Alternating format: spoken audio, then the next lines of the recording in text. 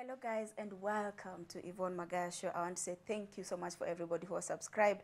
Sai tunaenda road to 10k subscribers. Guys, mmekuwa wazuri. So, before we had a discussion about atheism and about Jehovah Witness. So we had not yet finished the conversation. So leo tuko na part 2 na tuko na Kilonzi in the building. Sasa Kilonzi. Poa poa. It's been a while. Watu wamekuwa wakini request to do a part 2 of the Jehovah Witness, but we've never managed to do a part 2. Ebu sasa niambie, have you been since tuachane? Nimekuwa salama. At least I saw some guys also came to my channel by the way. Asanteni guys for coming to tuongee na Kilonzi. So yeah, we at least nimekuwa also doing my own thing hapo hivyo. I know we have planned for this. Yes. Schedule zetu zimepitana kidogo, but at least I'm here now for the part 2. Anyway, guys, for the part 2. So part 2 ni we want to know what really happened. Ni nini ilifanya sasa ukaamua sasa umetoka Jehovah Witness and then going to another religion you decide no what sasa mimi ni atheist. Kulianzaje hapa sasa? So what happened is that I think after now I got out of Jehovah's Witnesses. I realized this thing is not true. So kwanza kuna that period in somebody goes through, you're like disillusioned, because remember, for me I was born in. So I knew this is exactly the truth, this is what I should have, this is who I am, I have been defined by my religion. Now I was like, okay, where do I go from here? I don't know where to go. So what happened is that I now decided, okay, by the way, let me now do some research on also Christianity in itself, because I had read the Bible actually cover to cover. And as I said previously, I had some questions and these questions now are coming back to my mind. So I was like, okay, now I have these questions and I have this about Christianity. So I started doing research. I started watching a lot of debates, that is Christian versus atheist debates. Remember, why did atheist come to your mind? Hapa ndo sielewi. Even before atheist ilikamiji kwa mind. In fact, the first thing, what led me down this rabbit hole was me starting to, you see, when I was a Jehovah's Witness, I was watching some atheist videos to understand what do atheists believe, so that if I meet an atheist, I can preach to them well. But now what led me down this path was the Noah's flood story. As a Jehovah's Witness, I believed it actually happened. Like, I believed it happened, it was true, like, it was a historical fact that happened. You know, some other Christians believe differently. Some believe the flood was local, but as Jehovah's Witnesses, we believe it was a global flood. Most Christianity actually believe it was a global, because that is what it was written. It was a global, and you know, earth tukabaki na watu wawili. You know, the family of Noah. Hiyo ndo tulikuwa so we are descendants of Noah. Yeah. So So for me, I believed that. And you see now the thing is, now when I started, that is what led me down the rabbit hole to see if there was an ex-Jehovah's Witness who who later turned out to be an atheist. And that guy is the guy now who led me now to read a book that had ex-Jehovah's Witnesses, or that was written by an ex-Jehovah's Witness who was a member of the governing body. That's the highest place you can ever reach as a Jehovah's Witness. And that book now led me to find out Jehovah's Witnesses is not true. But the guy who wrote the book was himself a Christian when he wrote the book. He still believed in Christianity, he still believed in the Bible. So I remember after that book, I was in between, I was disillusioned because I didn't know where to go. As a Jehovah's Witness, you have been taught what other Christians claim, but you see, they just paint a broad brush over the entire of Christianity and say, you see, other Christians teach this is how we are different, these are the scriptures we have. So I was like, okay, now where to move from now on? And I also had these questions from the Bible. So now slowly by slowly, I decided, since I have already knocked off my first foundation, let me go to the second one. The Bible is the word of God. Let's see if it's truly the word of God. Now I started listening to Christian versus atheist debates. And I remember slowly by slowly, I was like, this thing cannot be true. There is no way this thing is true. There is no way Christianity can be true, or there is no way religion as it No, the whole can be true. Christianity is not true. There are some questions I had, and I was clear that, okay, yeah, this thing is not true. Now I need to learn what is true, what is not. And I think the good thing is that around that time I also started watching, now as I'm watching a lot of Christian atheist debate, I started watching the Atheist Experience. Now, in the Atheist Experience, there was a host, he was called Matt Dillahunty. Actually, he left the Atheist Experience just recently, not so long ago. He left the show, but he's still there. He's doing his own YouTube privately. So I think listening to this guy, how he actually asks questions and frames his questions, because he advocates for skepticism. I had the concept of skepticism in me, but I didn't have... What is skepticism? Ebu tupeleke pole pole jamini. Mbona unatupatia matamu sasa hatuelewi? Hey. So skepticism basically means, being a skeptic means that you have ways or standards of evaluating claims that are brought up to you. It's how you evaluate claims. Actually, most of us are skeptics. It's just that we choose some things you're skeptical about and you're not. So if I tell you I'm selling you a piece of land, trust me, you'll become a skeptic. You'll want to verify, is this piece of land true? Yes. Yeah, you'll go to the Ministry Definitely. of Lands. You'll try to get, if you can get somebody like a lawyer to make sure that our agreements are okay. You see, you'll become a skeptic because you want to make sure this thing is legit. So a skeptic basically means that's how you treat every claim. Whether it's a claim about God, whether it's a claim about any claim, a skeptic treats the claim that way. Like, how do you know, or what methodology do we use to know that this is true? To know that this is true, yeah. Okay. What methodology do we use? Can that methodology be replicated? That's what skepticism is about. It's about the methodology we use to reach our conclusions, basically. So that's what so now I learned about skepticism. And then another branch of philosophy which is closely related is epistemology. It's called epistemology. I talk about that in my channel. But epistemology basically it deals with knowledge and beliefs and how we acquire them, how we get to know them. Yeah. Oh. So now ukamua sasa, now I want to be an atheist. Now slowly by slowly, when I was watching this debate, I could see the atheists are actually making sense. That is, I think that was part of it for me. I realized these guys are making sense. As in, all my life I had been told things about atheists, what they believe, but then I found out atheists, the only thing that you need to qualify being an atheist is not having a God belief or rejecting the God belief. For some, it's rejecting the God belief or not having the God belief or not being convinced. Let me just put it, not being convinced. So you don't believe in any religion? Yeah, I don't believe like in any religion or any religious claims. I believe religious claims have to be evaluated, and also, like as I said, as a skeptic, they have to be evaluated and how people reached those claims. Sasa, if you don't believe in God, vile sisi Christians, our value point is God. Now you don't believe in God. What do you believe in? I believe in many other things. I believe, for example, I'm a humanist also. Aside from being an atheist, I'm a humanist. So I believe that we humans, we should all treat each other with dignity. We should all treat each other with respect and try to make lives better for each other. So that is me coming as a humanist. So I also believe in other things like education.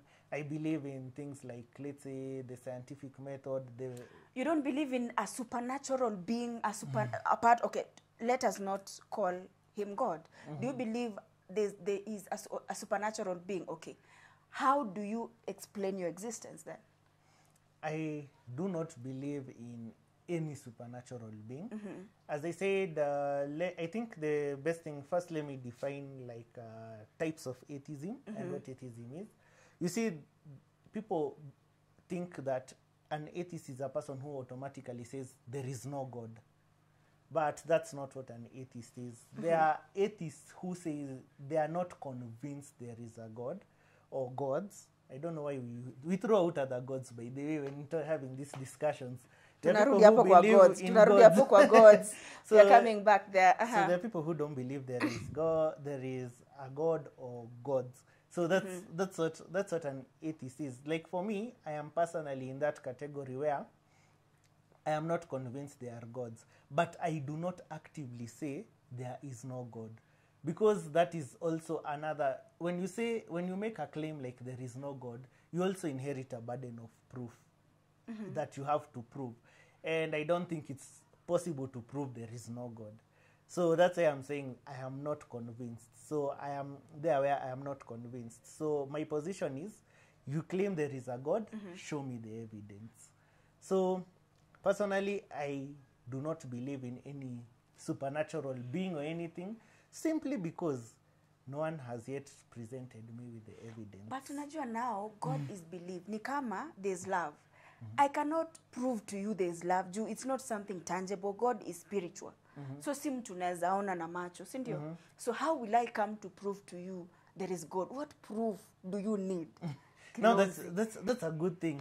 And you know one of the best answers I give is, if there is a God and he wants me to know he exists, then he would know exactly what would convince me, and he would convince me. But now God cannot come to your level. That is what I know, because God is a supernatural being, and he cannot just ati sasa Kilonzi unataka sasa niku, let me now show you myself and tell you who I am. He cannot do that. He can just show himself through miracles, through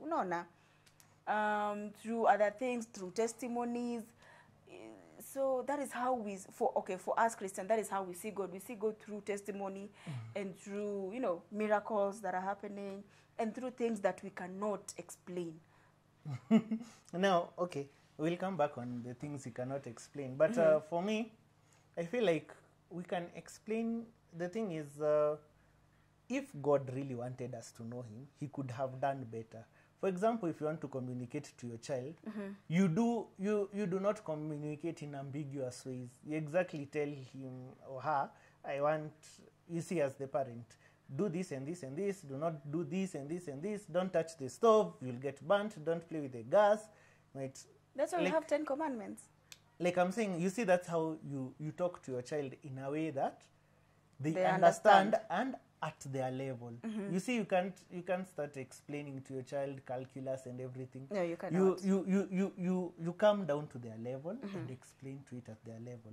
So same thing, that's why I'm saying, I assume that if there is a God, he would exactly know what would convince me, come down to my level, and not myself only, because I'm not the only atheist.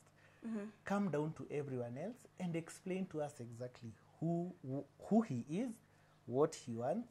That's a, you see, like right now we have, I don't know how many religions. We have broad brushes like Christianity, Islam, Hinduism.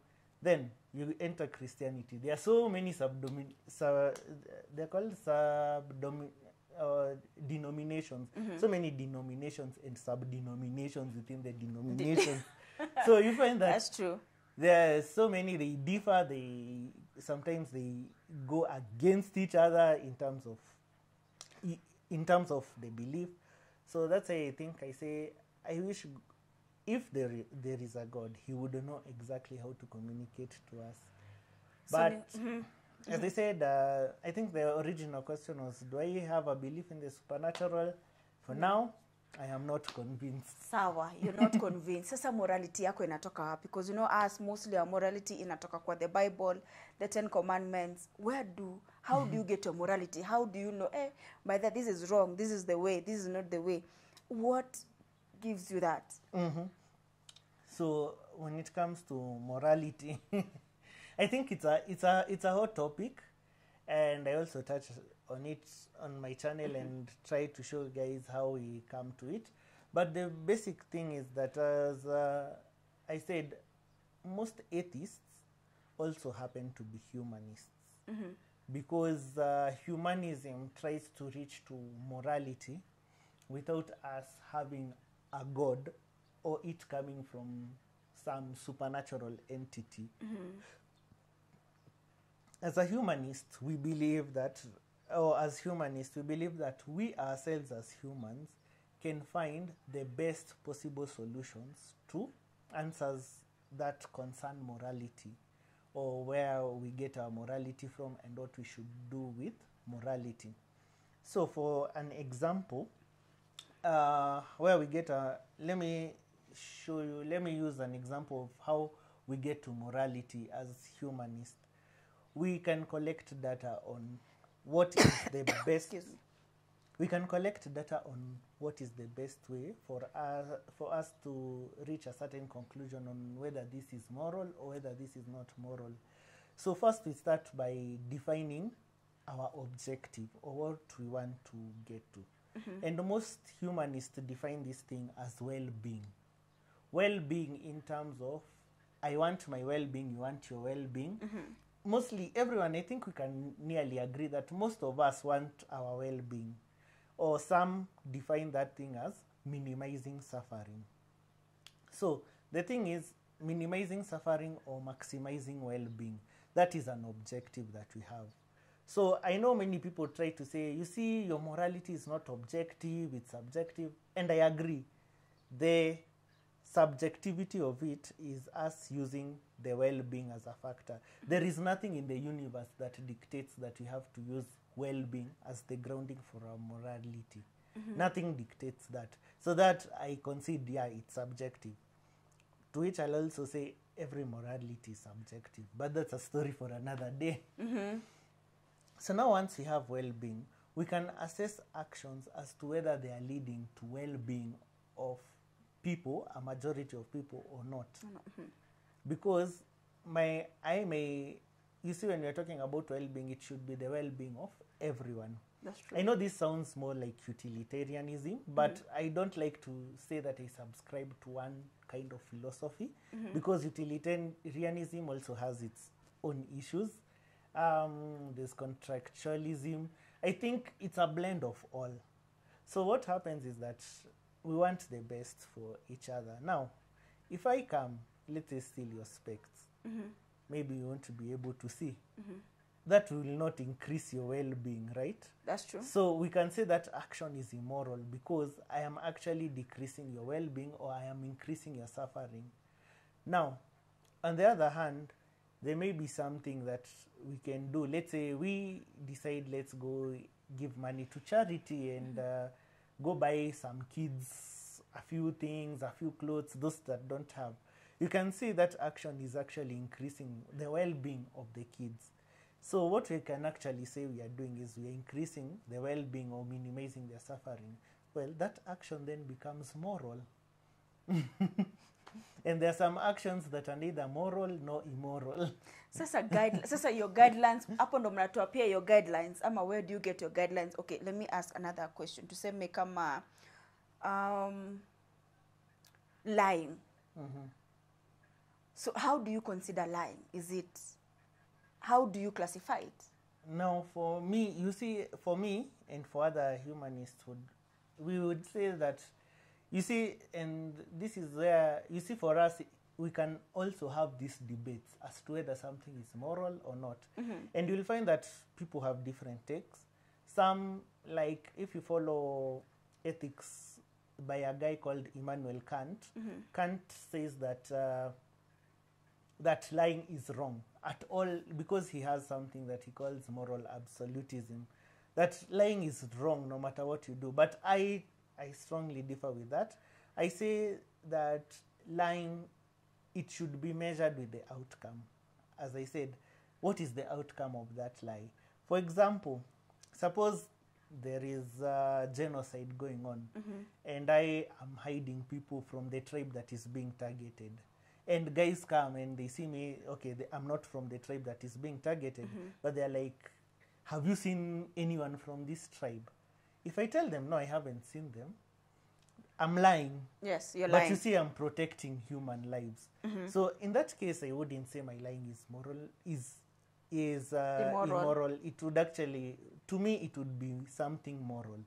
But then, if let's say the tables have turned, there is a serial killer on the loose, and this serial killer happens to be someone that maybe I knew, and there is definite proof that this guy is a serial killer, and he comes to my house, and the police, as they're chasing, come and ask me, is this guy In your house? in my house? And we know this guy has actually done wrong things. If I tell them no, then I'm actually doing something immoral because I'm lying to them, and I would have helped this person to face justice or be taken out of the community so that it does not cause more harm So to lying people. is debatable. Yeah, it does depend with what is the end goal of lying. Yeah. So another question nasikianga wakiuliza, do you hate God? do you dislike God? Because now you don't believe in him. Where are you? Do you hate him? Do you dislike him? What's happening? No, I don't really hate God. As I say, I usually like saying that I can't hate something that I don't believe in.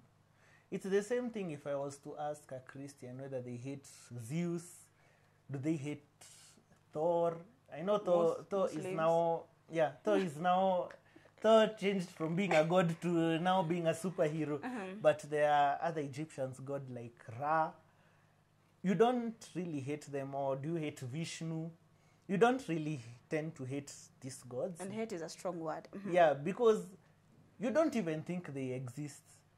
So, yeah, I don't hate them. And I think you had asked another question on where do I believe I came from, or something. Yes. On that note. So the thing is, where I believe, there are things that we say that there are some things that we have answers to, and there are some things we don't have answers to. That is a fact.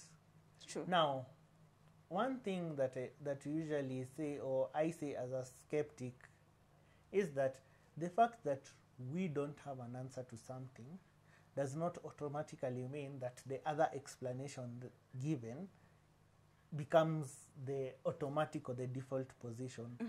Each position has to have its own justification. Now, let me give a clear example. Like, let's say lightning. 500 years ago, nobody knew what lightning was. True. What causes lightning? Now, the fact that those people did not know, some of them ascribed lightning to the gods or to gods. But it was not proper for them to do so because they simply could have said they do not know, which would have been a better explanation. They do not know what lightning is. Now we do know what lightning is.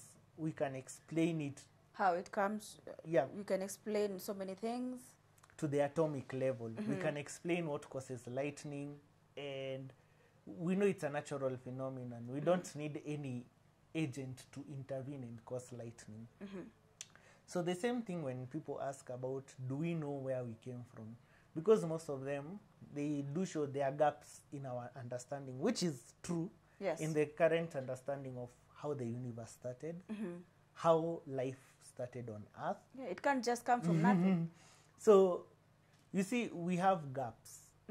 But the fact that we have gaps does not mean that you automatically claim to know that these gaps that we don't know, then Let's fill it with God. God is the one who did it. Yeah. Because now you don't, we can prove, we don't have that proof, but we have something like, something written, right? Okay, that's proof, right? Because it was written, it's something that was written some years back. It's not really, the Bible. It's not really proof, because the question is who wrote it and how did they know that information?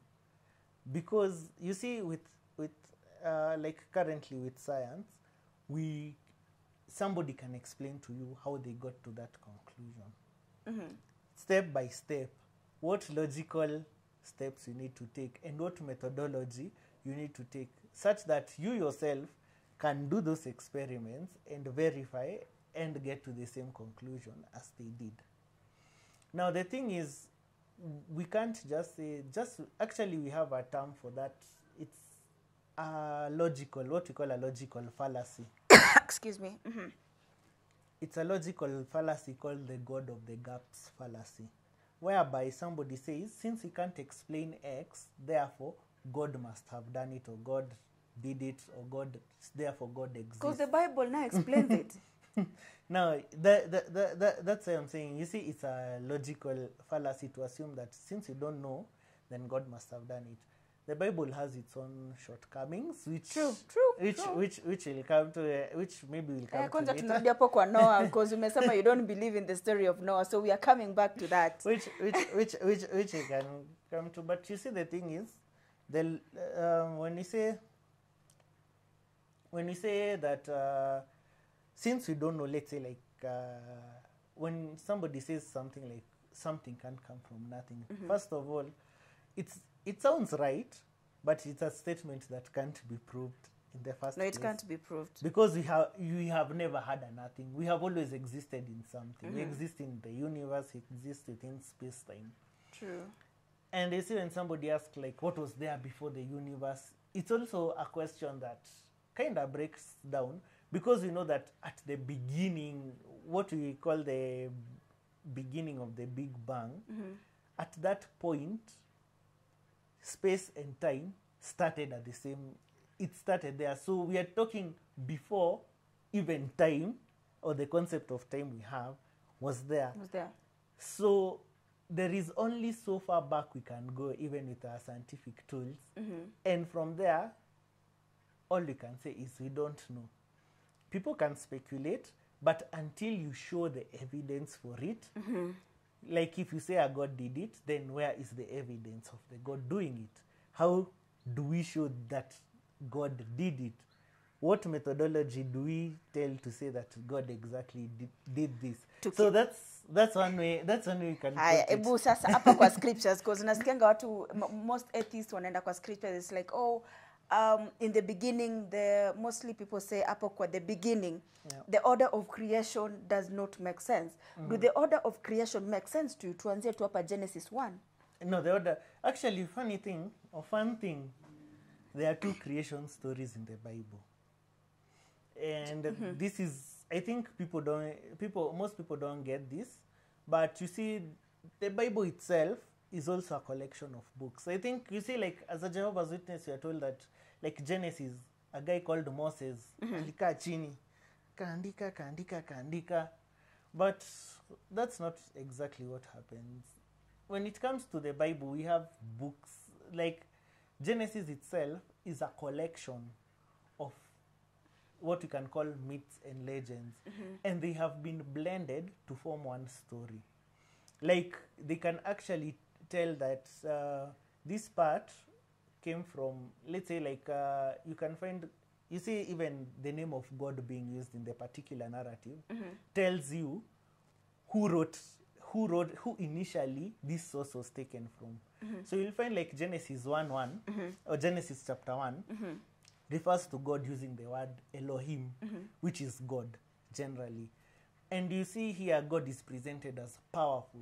God does not do anything. He speaks things into existence. Yes. But then when you come to Genesis 2, we have Yahweh, God's personal name. And this... Why do you say God's personal name? Why? Okay, maybe that is part of me being a Jehovah's Witness. Oh, okay. But you see, Yahweh is the name of the Hebrew God. That's actually, even scholars use that name when referring to him. He's Yahweh. You see, Yahweh is the name that it uses it as a personal name. It's not just like God. Yahweh is a personal name. So you find that when Genesis 2 is talking about Yahweh gets his hands dirty. Yahweh does things. He molds animals from the ground and gives them breath so that they are alive. He forms man from the ground and also gives him breath. So you see, there are two different creation stories. And I think the Yahweh narrative is actually the older one. So you find that the order of things in Genesis 1 is also wrong. Why First do you of say all, it's wrong? you start with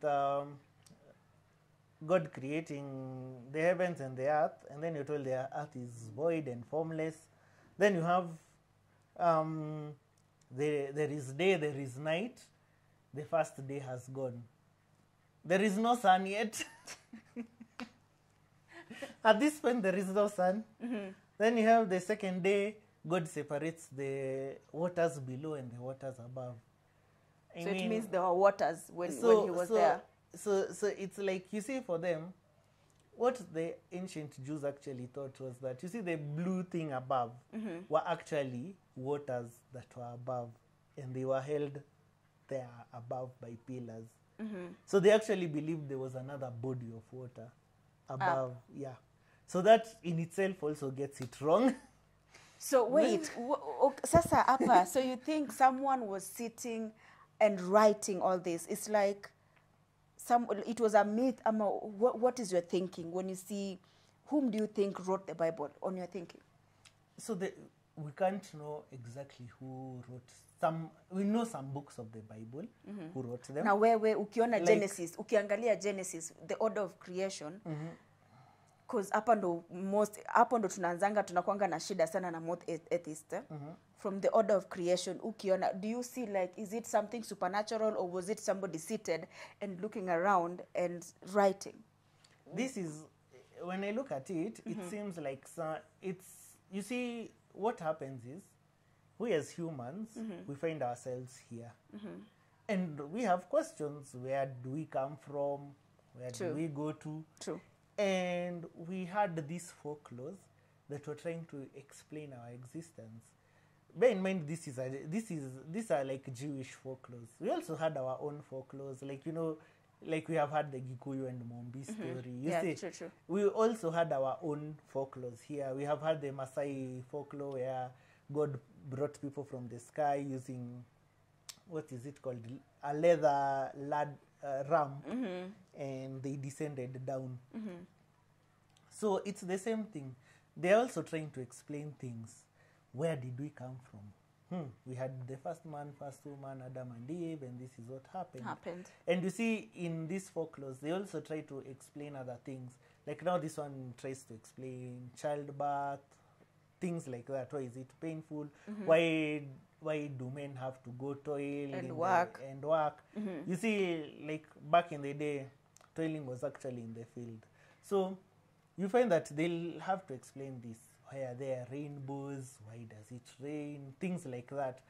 Noah's story comes in there. So that's why you'll find that actually when it comes to Genesis, you find that at its structure, when you read it, it actually sounds like, you know, those stories that why does the hair do this way? Because afterwards, inakuja ina explain hapa mwisho, like after the story, then and that is why this and this always happens to date. So that is your believing. Yeah, you can say that's now how I started researching on these things. So did you ukisoma all this? I know mkiwa Jehovah's Witness, you guys used to read the Bible like from from the beginning to the end, the new and the old. Mlikuwa mnazisoma zote, si ndio? So ukisoma Bible, what stories do you think they are totally off? Like, is this story hapa sasa kuchezwa? Which stories do you think they're totally off according to you? Okay, I can say some as in, you know, that question just brings like kichangu nasikia tu flood kuliko ya Noah when I think of that. But I'll tell you, there are some that are off in terms of them actually happening. Like, let me just pick an example. One, like Noah's flood, I already said Noah's flood. First of all, if you look at the dimensions of the ark, and you look at how many species are to fit in there, we actually have 8 to 15 million species that have been catalogued to date of animals that have of actually land animals that are there. So you can imagine all of them had to fit in 2 by 2 in that ark. Think of things like food for these animals. Something God like provided. Something like a lion has to eat a lot of meat. I think it's around 17 kgs of meat in a day. I think, if I'm not wrong, around 17 kgs of meat in a day, averagely, maybe 9 to 17. We'll do our research. Assuming it was even 9, let's say 10 kgs of meat per day. You have 2 lions, that's already 20 kgs of meat per day. They were in there for 150 days with no refrigeration whatsoever. God provided. No, you see, the thing is, it's easy to say God provided, but it would have been easy than God going through that hassle. Why not just killing everyone just like that, the people he wanted to kill, without having to go through a flood and everything? As in, it took time when he could just have snapped his fingers. But then I think what I think siko baya, it's not that I doubt, but where did the carcass go after wamekufa? They didn't die. Sorry guys, I need your help. Story of Noah after the drowning happened, right? Did people die or? Yeah, they died. And then wakaenda? See, the carcass is obviously after 150 days they have decomposed. 150 days. Yeah, they stayed there for 40 days and 40 nights. That was the time it rained for 40 days and 40 nights. But then it took like 150 days for the rains to subside. Like, so kulikuwa na skeletons kwa zikifloat? Maybe, most likely. Skeletons and everything. So no, that is what I wonder. It's not that I dispute the Noah story, no, but ni kitu tu nimekuwa nikifikiria. Because imagine kila mtu amekufa alafu mmebaki wawili in the world. Actually, they were 8. They were 8. Yeah, they were 8. The Noah and then Noah's son, Noah, his wife, and then the sons and their wives. The sons were 3 and their wives, so there were 8 people. Sasa ndo nafikiria, and then sasa kila mtu, animals zimekufa. See, there'll be the smell, unaona, like did they bury them? Like that is, sorry guys, but that is something imekuja tu kwa mind. I've never. No, somebody can pin down hapo chini. Hebu niambie hapo kwa comments what really happened after the floods. What happened? And if somebody wants to have a discussion with me, by the way, I encourage this discussion. Exactly. If anyone wants a discussion with me, pia link yangu sutaiweka hapo chini. Yeah, they can come to my channel and then they'll see. I usually pin my email on every one of my videos. And also, if you're there and una nini atheist, you say whatever they're believing, it's not. I would love to have a debate between an atheist and a Christian, or an atheist and a Muslim. I would love to have a debate. So if you're a pastor and you're out there, I would love to welcome you to my channel so that we can actually discuss this. Okay, another thing, Kenya sasa, another question is, what do you think happens to you when you die? Because unajua sisi, we know, us tunajua, when we die we have hell and we have heaven. If you're righteous, you go to heaven. If you're not righteous, you go to hell. We have devils. Oh, but they do believe in the devil? There is no God, no devil, nothing supernatural. Ama ni Illuminati na tuji. Oh, tuko Illuminati, guys. Anyway, so like what happens to you after death? What do you believe happens to you? Actually, there is, I can say there is nothing. Nothing happens. Things will continue after I die, but they won't involve me. Once I die, to put it simply, I cease to exist. So you don't believe you'll go to another world? No, I simply cease to exist. So if you don't believe in that, it means you can even be immoral and it's okay with you because there's no punishment for you. No, there is, yeah, okay, the thing is, there is no punishment for me after death. And first of all, you see, the thing is, people invented hell because they're trying to get like this kind of fairness that even if you escape here, you'll still have, what's it called? You'll still have punishment in the afterlife. But the thing is, there is no punishment or anything in the afterlife. But then I can't be immoral because I want to live in a world where I'll have the best possible life. If I start stealing, then it means if I endorse a world where stealing is okay, anybody can just pick my stuff and I can pick anybody's stuff, then we descend right down into anarchy. I don't want to live in a world where I constantly have to look over my things and everything. So that's why I want to live in a good world. So I can't be immoral because of that. But once I die, I cease to exist. And I think one of the best things or quotes I ever had was from, I forget the guy's name, but he said, actually, it's the guy, I don't know if you ever read Tom Sawyer or something. He's the guy who wrote that. Richard Dickens, yeah. He said, death doesn't scare me. I had been dead for billions of years before I was born, and I'll be dead for billions of years after. Oh, actually, he said, I had been dead for billions of years before I was born, and I didn't suffer any inconvenience from it. So basically, before I was born, technically I was dead. I didn't exist. And when I die, So you I don't also fear, like, you know, don't when you exist. die, you will not exist, and that is how it will be. Yeah, not that I don't fear. I can't say I don't totally fear.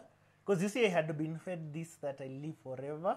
And it seemed kind of nice. Cause Yes, I'm a because after curious, me, I know if I'm Russia's, me, I live forever. There's heaven waiting for you me. know, I'm a curious person, and I'd like to see. I know there are many more things we are yet to discover. There are many more things we True. are yet to do. But I think that's the kind of part where I'm like, I won't get to see it. It's really, still life is beautiful in that the fact that it's finite, because now I have to make the best of what I have.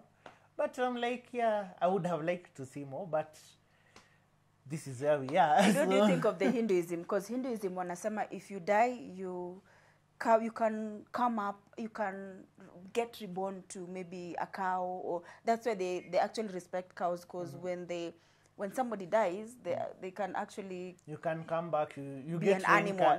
you get reincarnated. Yes. So for me, same thing. I haven't seen evidence for it. Okay. So until I get evidence, then that's it. Well, anyway, guys, do you have any other thing you want to tell them? Anything you want to add? Anything you want to convince them? Not really convinced anyone, but what I'll tell guys is that, first of all, be skeptical. And one thing, as I said in my previous video on Jehovah's Witnesses, Naka ujaona, please go see that one, because it will fill in a lot of context for this one. You see, the truth will always stand up to scrutiny. Let no one tell you do not question. Let no one tell you be afraid to question. Don't question God. Don't. No, the truth will always stand up to scrutiny. If you believe God created you, God gave you the capability to question. So please use that capability and question. Now, saying that, if you have any more questions or you want anything else, you'll have a link to my channel down there. You can go watch some of my videos that I have done. There are some questions I have answered. And if you want us to have a one-on-one, we can have a discussion. I usually pin my email down there. And then we can continue having these discussions. And the thing is, the best thing you can do is listen to people with different views. Kani muindi, msikize. You see what Yvonne is even doing. She's a believer, but she's willing to listen to different views. That's the best thing, because as a Jehovah's Witness, we were dissuaded or we were discouraged from listening to somebody other people's views. who has a different opinion. So that's why I'm saying, please listen to other people's opinions. It may open your eyes to things you didn't know. Anyway, guys, kadi yangu aki inaisha. So guys, I want to say thank you so much for being here. If you want to come and have a session with us, if you want to come and have a session with him, please, you are welcome. So see you on my next one, and tell me what church or what other thing about religious you'd love to know. So till next time, it has been Yvonne Magaya. Be kind to one another. Spread kindness wherever you are. Bye, guys.